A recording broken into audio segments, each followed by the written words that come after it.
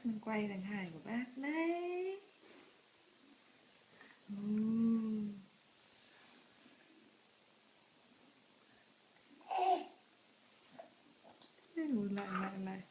Lại bố mẹ đấy. Đây cơ mà, đây cơ mà. Lại các bác. Đây thằng này nó vẫn đấy đấy. Đến giờ nó rồi màu lắm màu càng lên. Đây còn cái này còn này, còn cái này đây còn cái của con này. Đây. Chúc bé ngủ ngon. Chúc cò ngủ ngon.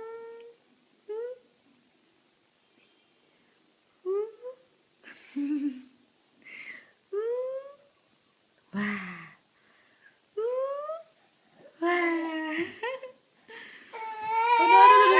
Em ngủ rồi đấy. Không, thôi, bác xin. Ôi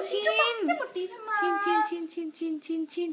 Đây của con, để con đây, con nghịch đi.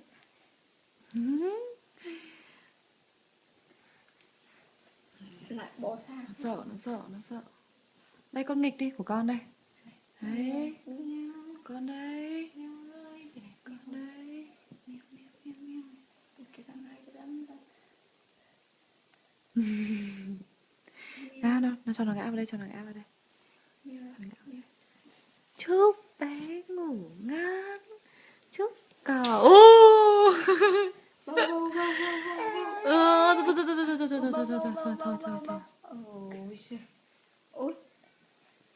Ôi. Đừng em ơi, nó sợ đấy, đừng làm thế. Kệ nó chơi.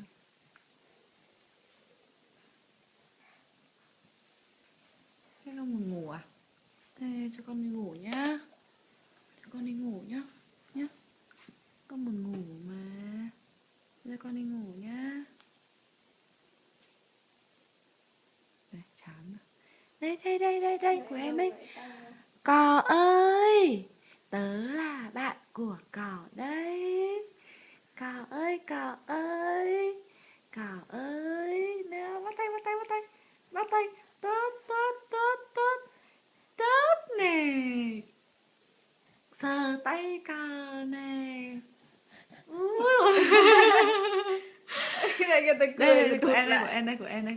Đây của em đây. Đây, bác cho em mượn. Đây này của em đây. Nào, cò ơi. Đây, bắt tay. Tốt.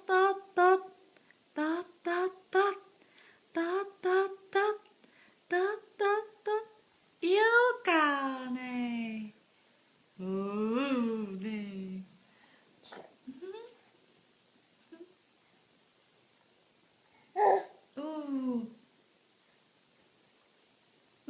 Trăm cắn.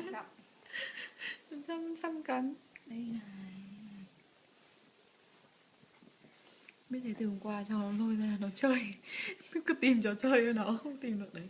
Phải ngồi cạnh mẹ cơ, nó sợ đấy. Bây giờ nó không chăn này, nó phải đứng lên để nó nhảy.